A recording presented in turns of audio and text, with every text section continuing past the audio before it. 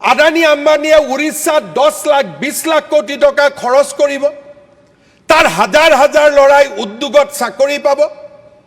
আৰু অসমৰ লৰাবিলাকে তাত চাকৰি কৰিব যাব আৰু মই শ্ৰদ্ধাঞ্জলি আঁচনিৰে তেওঁলোকৰ মৃতদেহ অসমলৈকে উভতাই আনি থাকিম ইয়া কি মুখ্যমন্ত্ৰী হিচাপে মই হেয়া কাম কৰিবৰ কাৰণে মুখ্যমন্ত্ৰী হৈছো নেকি অসমত উদ্যোগ হ'ব নালাগে কেৰালাত উদ্যোগ হওক হায়দৰাবাদত উদ্যোগ হওক গুজৰাটত উদ্যোগ হওক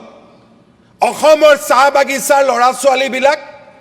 অসমৰ যুৱ প্ৰজন্ম তাতে কাম কৰিব যাব বেমাৰত মৃত্যু হ'ব আৰু আমি বাজেটত শ্ৰদ্ধাঞ্জলি আঁচনি ঘোষণা কৰিম ডেড বডি উভতাই অনাৰ বাবে হেয়া নেকি মোৰ ভাগ্য অধ্যক্ষ মহোদয়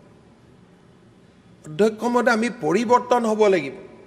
আদানী আম্বানীক হয় আমেৰিকালৈকে পঠাই দিয়ক নহলে আদানী আম্বানীয়ে যদি গুজৰাটত ৰিফাইনাৰী বনাইছে অসমতো বনাব লাগিব তাৰ পৰিৱেশ সৃষ্টি কৰক কি অদ্ভুত কথা কতো আদানী আম্বানীক আনিবৰ কাৰণে 10 বছৰৰ প্ৰচেষ্টা কৰিব লাগে আমাৰ বামপন্থীসকলে কবাত যদি সৰু মাটি এডোখৰলৈকে আদানী আম্বানীৰ কাৰণে হৰি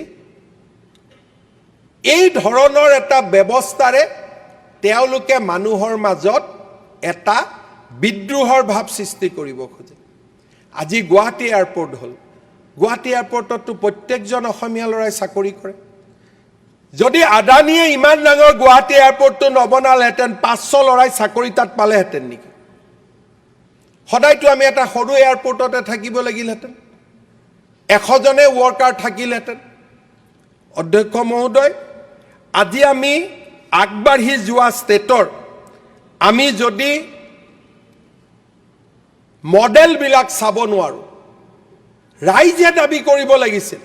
যে গুৱাহাটীখন ঠেক হৈ গৈছে উত্তৰ প্ৰদেশে যদি নয়ডা বনাব পাৰে হাৰিয়ানাই যদি গুৰগাঁও বনাব পাৰে গুৱাহাটীয়ে কিয় নতুন চিটি এখন বনাব নোৱাৰে